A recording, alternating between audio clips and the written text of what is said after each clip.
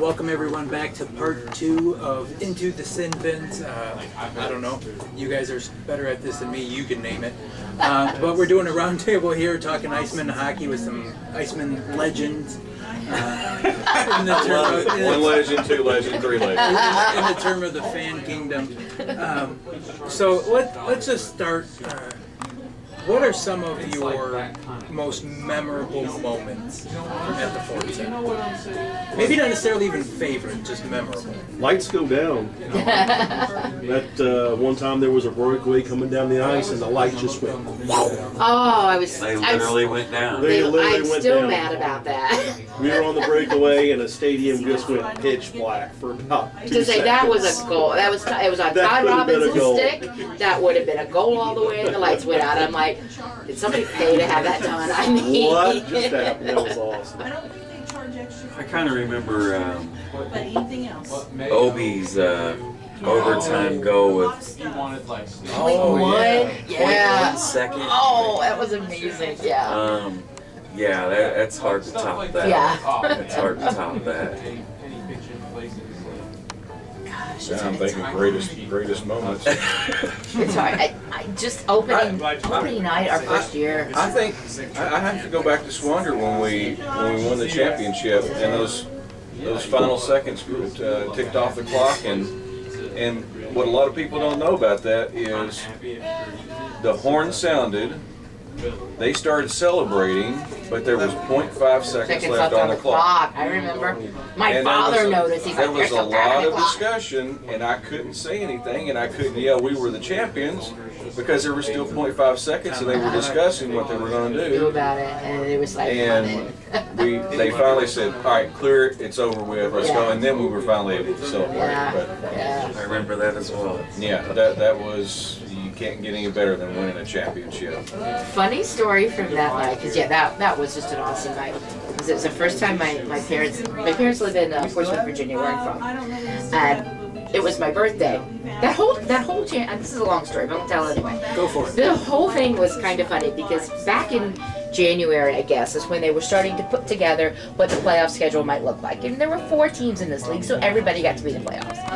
And I was kidding around with Chip Rossetti, who was a GM at the time, and I said, you know, Chip, you're talking about April. I said, you do this right, start your playoffs at the right time, you can get me a championship game on my birthday. My birthday's April 15th. Well, don't you know, April 15th rolls around, and that's when we were playing a championship game. So it was a championship for my birthday. So my parents were in town for that, so I got our first experience with IceMen hockey and at the Fort Center, and it was a little overwhelming for them all. And my mother is, 78 years old, and has never said a bad word in her life that I have ever heard.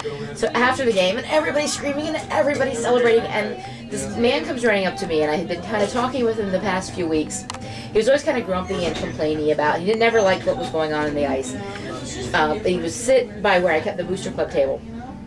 But we kind of reached kind of an accord, and we become kind of friends through it. He sees me, he runs over to me, grabs me, gives me this great big hug. And I won't repeat to you what he said because it's a family show. But he looks at me and he said, "My team has never won the cup." I'm effing ecstatic. As if he didn't say anything. And then he runs off, and my mother's like, "Oh my God." I'm like, "It's okay, Ma. It's okay." That's awesome. Yeah. I still don't know his name. He wore an Ovechkin jersey, so I called him Ovechkin Man the entire time I knew him. I don't know who he is. You know, I'll bring this one up. It was mentioned by a couple of folks on Facebook, because I had this conversation going prior to this meeting. Still a family show, right? It is still a family Okay. show, and I think I can PG down it up a little bit. And I've participated in some of the Sin Bins live events, and we can harry into the PG-13. But I'm sitting there. My date for the game is, I think, about 13 years old. So we're down in 116, a little bit further down, closer to the ice. We're on the penalty box side, for anyone that doesn't know what 116 is. And somebody ends up in the penalty box. And there was a mature woman that was heckling this guy in the penalty box while he was sitting. And she's keeping it up. and she's keeping it up, and she's starting to draw the attention of the stadium while this is going on at the Ford Center. And before you know it, right up against the glass, two pressed hams. The full moon is on display, pressed up against the sky. And you just sitting there like, you almost had to take it in for a minute. Like, did that really just happen in front of me? I think the player actually recoiled back towards the scorer's spot. Getting punched in the face was a bit easier to deal with than that. Well, you talk about penalty boxes. There's a fun story from, that wasn't quite that one, but we were, I think it was Reading, because the player was Danik Paquette, who still plays in the league. And some guy who I do not know, had obviously been enjoying the bar for a little bit. They're starting to jaw back and forth right down there at the visitor penalty box, and they're about 5 or 6 seats away. And I see Paquette do this at you, hey, come down here and say that to me.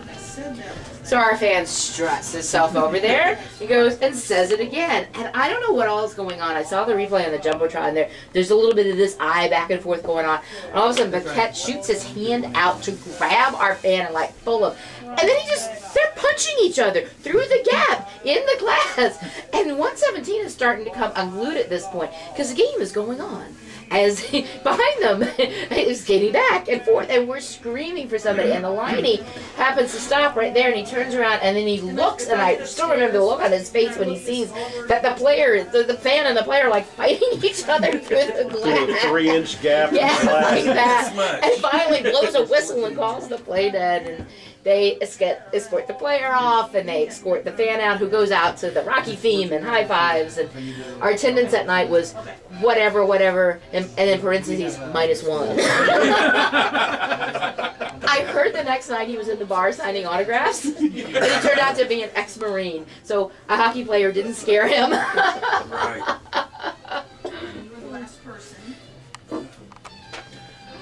Away from the ice stories. I know a lot of folks get to know the players on some different personal level away from. Do you have any away from the ice stories, or maybe even just a good road trip story from I went to see the team, and maybe you've gone to Alaska, or our friends in Fort Wayne are usually good for a chuckle or two. Hit me up with some away from our home ice stories. I got a couple. I don't want to monopolize, but I got years of stuff. One of the greatest experiences that we got to have is being part of the IceMen. The second year, like I said, those first 2 years of the IceMen existence. Are you going to tell the Dayton story? No, I'll let you tell the Dayton story. Okay. I have a story about Cincy. It's all yours. The Dayton story is all yours. But we got like I said, we were single A. All-American Hockey League. So housing was kind of different. You know, some of the players stayed at Ellis Park. There was a player... Stables? They were not stables. They were not stables. They were jockeys' quarters. And I've seen some of the pictures from there. Some of the boys looked like they were having a pretty good time. Okay? Hanging out with horse tranquilizers. This is our horse. But there was one player who came over with, presumably his wife. I'm not sure they were actually married. I didn't care. But they could not stay, you know, out at Ellis. So we hosted, my husband and I hosted them in our home for about 3 months. He was from Estonia. Urosov and his wife, Alina, came and lived with us for 2 or 3 months, got to know them, drove them around wherever they needed to go. And it was just really a different and fulfilling experience to be able to give them, you know, a place to live and be part of their life. When we drove them back to Nashville to catch the plane, I think I cried harder than when I sent my daughter off to college, because I'm going to see my kid again. I see her all the time. I haven't seen them aside from Facebook since that time I put them on the plane back to Estonia, and that was just a really rewarding experience. I didn't think they were going to get back to Estonia, because that was the same time the Iceland volcano was blowing its top. Oh, yeah. And all flights to Europe were grounded. And he came to me and told me, you know, about 2 days before their flight that they didn't know what was going to happen. I said, well, Ilya, don't worry about it. You know, you stay here as long as you need until air travel. He's like, no, Alina's visa is expiring. So she was in on a tourist visa that was about to run out. He tells me at 4 o'clock on a Friday afternoon after everything is closed. And he's got a flight on Sunday. So I can't get an embassy or a consulate. I can't get a hold of the Estonian embassy in New York. I can't give them an answer whether it's going to be a problem. And they decided to go ahead and fly to New York on Sunday and try to get a flight. They called me from Kennedy and said, they're not letting us out of here for 5 days. I don't know what to do. We were calling everybody we knew in New York trying to get them a place. I couldn't get a hold of them. I couldn't find them. They wouldn't respond to Facebook. I was frantic by the next morning, not knowing where they were. Get a phone call at 9 a.m. on a strange number on my cell phone. And it's Ilya. He's like, we in Helsinki. The hole had opened up in the volcanic cloud. One plane got through. It was a flight to Helsinki, and they were on it. I was like, "Oh, thank God, you're home." But I also have a road trip story. One of my very favorite road trips was at the end of our first ECHL year, and we had a pretty miserable team that year. If you might remember, we were not playing very well. A lot of turnover, but I think we were dead last in the league that year. And we took It's happened a couple of times. Yeah, we've been there a lot. But I set up a group to go to Cincinnati thinking we'd get about 30 people. And turned out had about 110 take that trip up there. Oh, And yeah, the last game of the season. the last game of the season, we filled up a section at US Bank Arena. We chanted just like we were at home in 117. We were driving the Cincinnati fans crazy. They kept yelling playoffs to us, and we would do things like, "We have cup holders," because you don't have cup holders at US Bank Arena. But what was so awesome is one of my friends from Cincinnati took us down to where the bus loads up. They wouldn't let us across the street where the bus actually was. We had to stand, across a fairly busy street that runs past US Bank Arena. But we were cheering and yelling, and the guys were coming out. It was just this huge, but it's under an underpass, so it echoed. And I think it was Jason Dale told the story on IceMen Live one night. He could hear this roar as he was coming down, and he asked Rich, "What is that?" He said, "Just go out there now." Because they all came out, and they talked to us and cheered, and Rich Cron just looked like he was genuinely touched. His wife Jackie was there taking pictures. And it turned out to be Rich's very last game for us. And I had no idea at the time that would happen. So I've always been really pleased that we could send them off. Because it was a win, too. Absolutely. We walked in and stole that win away from Cincinnati. And they just sent them all out in a blaze of glory. And it was a really, really wonderful trip and a memorable time. And I was happy. Their arena announcer was standing on the ice and lecturing to their crowd. Why don't you be like those guys up there in the corner? Yeah. He was literally calling them out based on what we were yelling and screaming. Because we were loud that night. Yes. That's awesome. What's the Dayton story? So Dayton, I think it was that our final year of the CHL, maybe? Yeah, because I don't 'Cause think we- Dayton came to Because the. we were playing No, the Dayton. we Yeah, we were playing the Dayton Gym. Yeah. So yeah, Uh-huh. would have been our final year in the CHL. We still had Mike Scroy and Jens and all the fellas. But I think what started out as a group of 5 or 6 of us going turned into maybe 20, 25. But the nice thing too was the family that we had established with the Fort Wayne fans. So not only did we have our 15 to 20 fans, but they brought 15 to 20 fans. So now we're 30 to 40 large in the old Hare Arena. I don't know if anybody's been there, but it's a meat locker. Yeah. It's a block. It's a barn. Yeah. Oh. But what, it's cool. Good history. And I think Dayton maybe had 30 large fans, So we're there to support our fellas and the chants get going, and it's Let's Go IceMen, and the Dayton fans were confused because 15 to 20 of them are in orange and black Comet jerseys, and the other ones are in the navy blue and light blue IceMen jerseys. It's like, what's going on here? Well, Indiana raided Dayton that day, and that's when I knew that this was bigger than just the Evansville IceMen and everything else. We had created a family just for our state even at that point, You know, we had guys travel from Fort Wayne and wherever they were coming from, Lima, Ohio, and we had a great time. I mean, and still to this day, it comes up in conversation. Remember when we confused the Dayton fans, you know? I also think we started a comment suck chant at that point. I think and we... they were like, what are you doing? We're not even here. Oh, and security did not like us banging on the glass. We did the old hockey fan banging on the glass thing. Well, this arena wasn't like your typical hockey where you've got the partitions holding the glass in place. This was literally a piece of plexiglass sitting in a U-channel. Yeah. And nothing else It's supported it. awful. So if you pounded it, it was going on the ice. Gone. Yeah, it was gone. So it was a learning curve for us, but it was a great trip nonetheless. You bring up a great point though about us, and these are your words. IceMen Nation, Maniac Asylum, we're not a fan base, we're a fandom. You brought that up. We're more than family. I mean, we go to each other's parties, weddings, funerals. You guys were all there for me when my dad passed. I mean, Brad Perkins led the Steve McBrien chant first opening game of the season right after he passed, and that was really heart touching.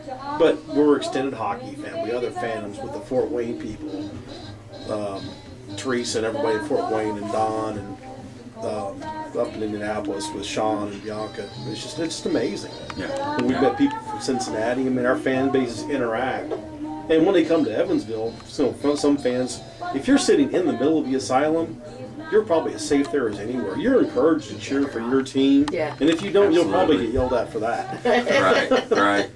Right. But no, this hockey thing, it's like I said, Steven says, it's a fandom. We're family, we're friends.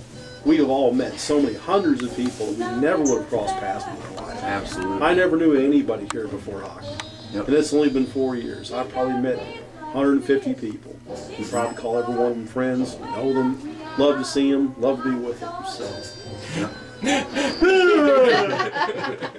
Well, I told a story on Channel 14 last week. We had been in Evansville for about 7 years when the IceMen started. And we moved out here for Steve's job. And it's a hard town to get to know people in sometimes. It's, kind of a closed community. And I didn't feel like I was really part of this community. And then we had the IceMen. And we had thought that he was going, there had been trouble. He works for Springlade now. And at that point, it was American General, owned by AIG, and they had a few issues in fall of 2008, if you remember. And we really thought that he might lose his job, that the company might shut down, and we would have to move because you can't put that many financial people out of work in Evansville and survive. So we were making plans. What do we have to do to the house? Where do we want to go? What would we do? And I'd ask him, do you want to find something here in Evansville? He said, I think at that point I'm going to be ready to move on. And this was like September of 08. Well, November of 08 we had IceMen. And about January, February we'd been talking about something. I was getting ready for a game because I think I was painting cowbells. And I came out of the kitchen where I was working and I told him, I said, I know you said that if something happened you'd want to look outside of Evansville. So, but do you think we could revisit that decision and talk about that some more? He said, yeah. He said, it's all different now. He said, it's different. We'll look at it here. And I'm like, yeah, it's all different. And that's what it is. It changed. It's not just mine or yours. There's a lot of people whose team has changed their life for the better. There's a lot of those stories out there. It's like, yeah, now I have a community, and I have friends, and I have family. I don't want to go anywhere. Stay here. Absolutely. And so I think we're going to start to consider, we're going to wrap it up with maybe some of your absolute favorite. It can be a moment, it can be a whatever about being part of the IceMen community. And if you have any parting shot, so to speak, I'll kick it off and then leave it to the professionals. Because I do want to... Professional. I do want to include some of the wonderful things that were passed along via Facebook. And AJ passed along, really, this is in regards to being part of the IceMen family. Really made me feel like I was part of the community and broke down some walls of shyness and depression. It's also where I feel in love with hockey and so many amazing friendships because of this team. And Teresa, passed along from Fort Wayne. I'm a Comet fan, but love our IceMen fans. They are family to us. Always made us feel welcome into the tailgating or going out to eat before a game, then after the game going to Bar Louie. There was a couple of times we had problems at games with some fans, but was always taken care of, and one gentleman even apologized. Me and my husband got to ride the Zambonis before a game. Love that because the IceMen fans were booing us. Love you, Therese. And they still suck. Look. And this one was my absolute favorite. And you mentioned this way back at the, I think in part one. Melissa Peterson Miller shared, walking from the back 40 to the game in October 2012, and some weirdo came up to talk to me and asked me about the game. Then the stalker found me in the asylum and sent me a Facebook messages. Then he turned really creepy and sent me a friend request, talking to me all the time.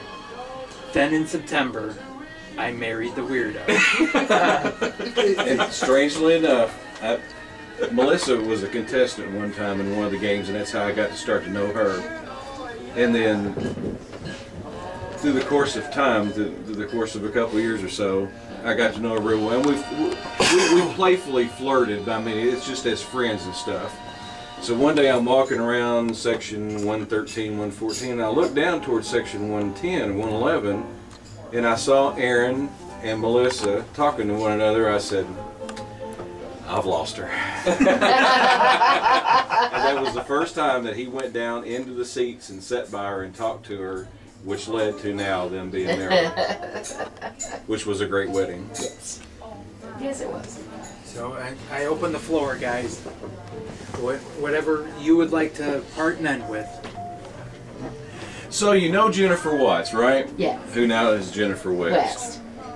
In the old Swander days, maybe in the third season of first CHL, she liked a player. Yeah. Oh, I wonder who. You wonder who? A certain Swedish hockey player that played for us for a couple of years. Oh, do tell. And she was at IceMen Live. We drug her into IceMen Live for her birthday. And a certain Swedish hockey player was there and sang happy birthday to her. Oh, man. Terry Ficcarelli got him to get out there and sing in Swedish. I was there for that live event. I do recall this now. You like that? So Michael Shockley and I got together, and me working at a radio station, put the whole production together. Was you there? You remember this? It just so happened, I think I have this. Just so happened. Randomly. Let me see here real quick. We put this thing together, and unknowing to her, at an IceMen game, in the intermission, when there's nothing going on, we play... And now it's time for another Great Moments in IceMen History. The date, Monday, January 24th, 2011. The place, Show Me East in Evansville, Indiana. IceMen forward Nicholas Lindbergh sings a special song for his biggest fan, Miss Jennifer Watts.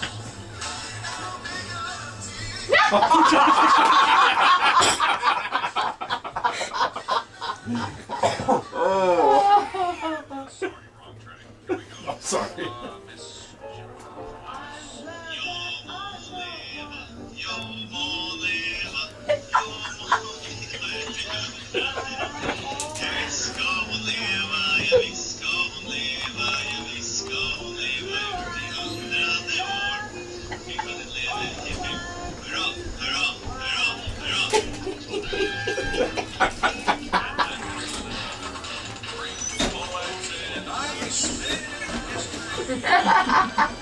That was the only one we ever did, and we never could top that. Better than that. Tough act to follow. Yeah, that was the funniest thing. And the face, the color of her face was redder than her hair right there. It was one of the funniest things we ever did.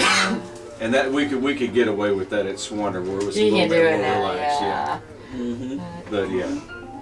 don't know if there's one particular. Just lots of memories of fans and family. I do, and we didn't get a chance to bring it up. I remember I've been watching Connor grow up, and Absolutely. I remember the Swander days when he would just get down on the visitor penalty box and heckle them and get under the players' skins. He had real long hair at that point, and one of the players just turned around and was like really mean to him and talking about cutting your hair and blah blah blah. And I looked down and I said, "You're picking on a little boy. You feel better about yourself now." Right.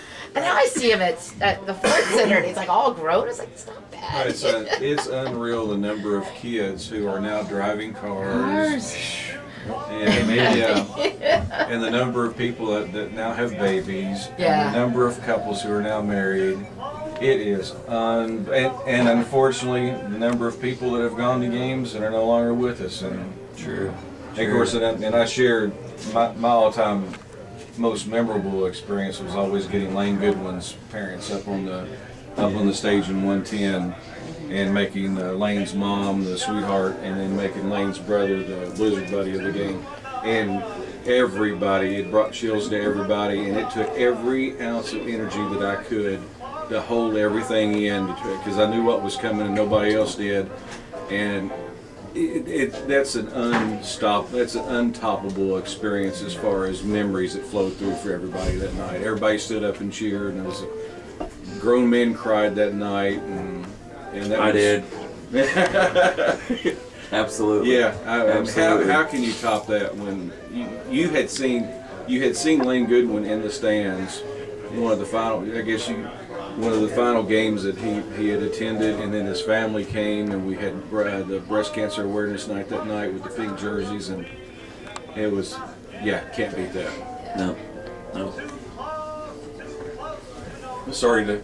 Now, what was the question? I think it just iterates how much this team touches lives. Yes. And It's a lot more than just hockey. it's not just hockey. And Evansville. It's people, it's And- community. Yeah. All the Absolutely. community service that And you this can't team just- and the fans and the boosters do. Come in and replace it with something else. No, you It's not, it's not just hockey. Absolutely. Absolutely. And even for me, I don't have a favorite moment. For me, it's an accumulation of little moments.